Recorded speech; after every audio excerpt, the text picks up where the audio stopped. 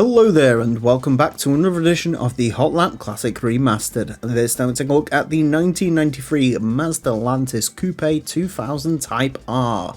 This car is also known as the 323F in Europe, and this is the final car to ever take on the Hotlapping Classic Remastered.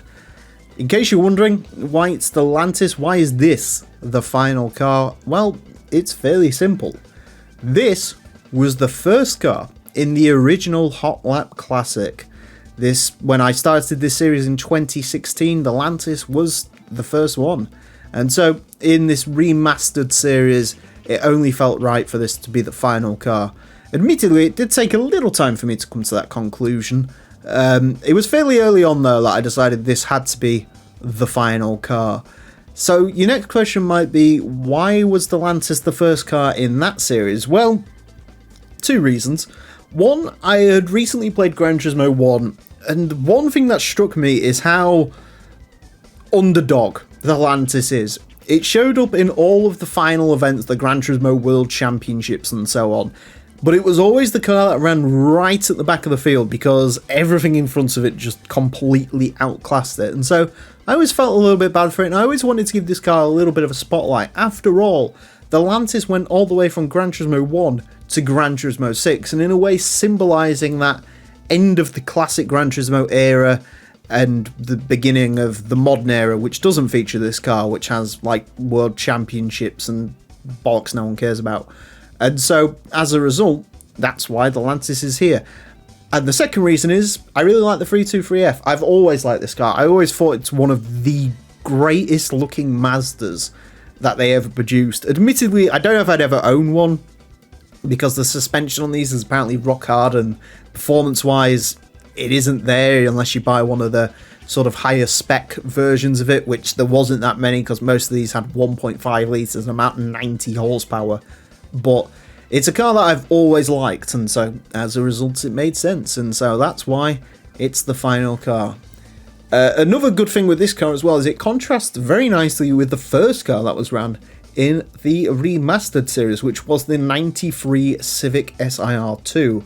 Both of the cars are from 1993. Both of them have iconic racing modifications. In this case, it has the Castrol livery, which out of all the Castrol liveries in the game, I think this one might be one of the nicest, with the sort of two stripes. Very simple, but very awesome looking. And statistically, they're also fairly similar. Front engine, front wheel drive, 316 horsepower, 1,058 kilos.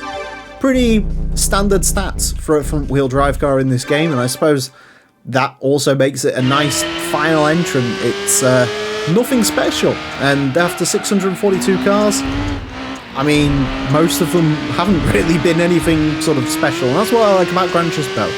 It's not all special cars. Anyways, to find out how the Mazda Lantis goes, it's going to get the final 6 laps of the Motorsports Lander track in order to set the best time it possibly can. Our current leader is the Suzuki Escudo Pikes Peak version. That car set at 25.696. This car won't be beating that.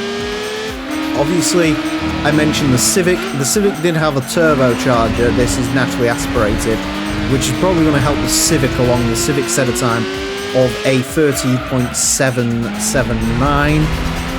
I'm suspecting this is probably going to be slightly slower than that, but we will see.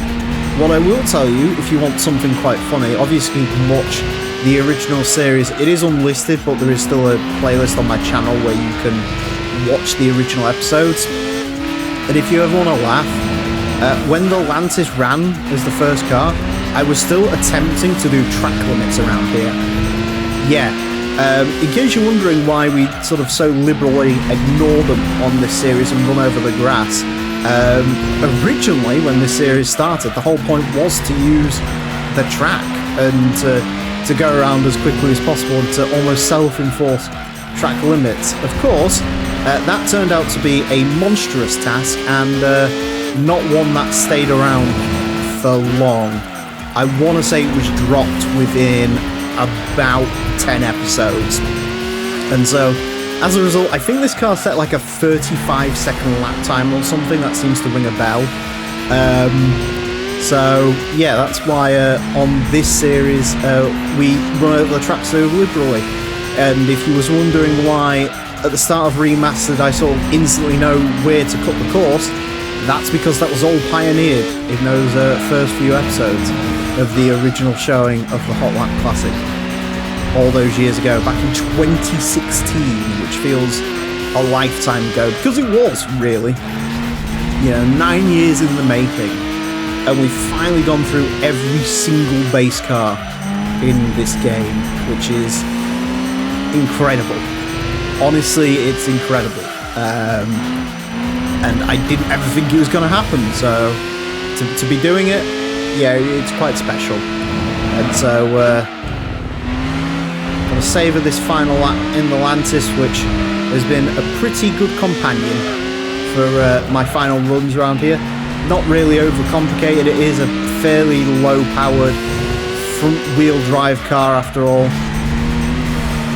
Pretty reasonable handling, slightly understeering maybe, and again, it really could benefit from a turbocharger, but other than that, good car. 30.948, the final time on the board. It doesn't tie with anything, which is nice, because that would be just my luck. The final car to ever go around here would tie with something, but yeah, that's it. That's the final lap of this series. Remarkable. Alright, there we go. Yeah, good car. Like I say, good car, pretty consistent sort of front-wheel drive handling. I'm not sure what the splits are going to say. I think there's possibly some more time in that. Again, I think if this had a turbo, it'd definitely be quicker. Yeah, I mean, Sector 1 there, you're losing a lot of time. Yeah, I think that sort of makes sense. But, I mean, I'm fine with it. If you sort of kept going round and round, you could probably get a sort of lower 30.9. I don't think there's 0.1 in this, to be honest, as much as the time there says, but yeah, still a pretty good time for a pretty good car.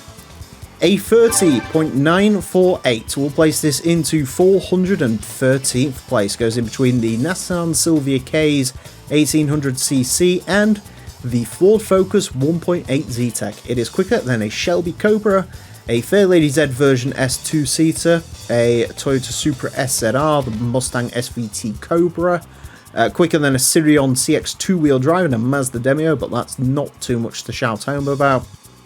It is very slightly slower than the 97 NSX, the 93 Mazda MX-5 Unos Roadster, BMW 328i, Mazda Demio GL.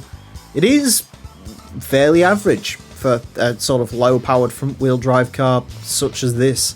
So, yeah, that's a pretty good way to end it, I think, and that's it. That's all she wrote. That is the Hot Lap Classic Remastered.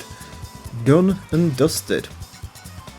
So thank you all very much for watching, whether this is your first episode or you've somehow sat through all 642 episodes. It's taken 21.5 months, but we're finally at the end, the final car, and yeah, thank you all so much for the support on this series.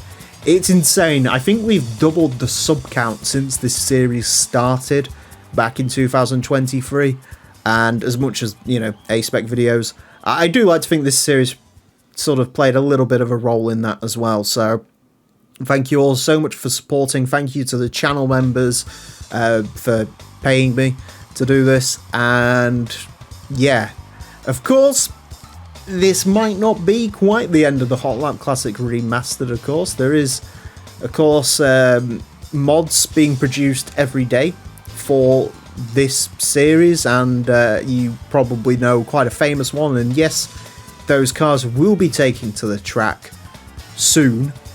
For now, I have to admit, I am going to take a couple of weeks off, I think, and just bask in the glory of this being done. But we will return, and potentially even with some content that isn't just hot lapping, because people have been asking for it.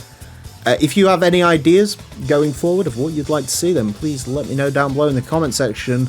And yeah, I've said it already, but thank you all so much for watching, for supporting, for liking, for subscribing, all the rest of it. Yeah. Join me next time, where there will be no next time. Until then, farewell.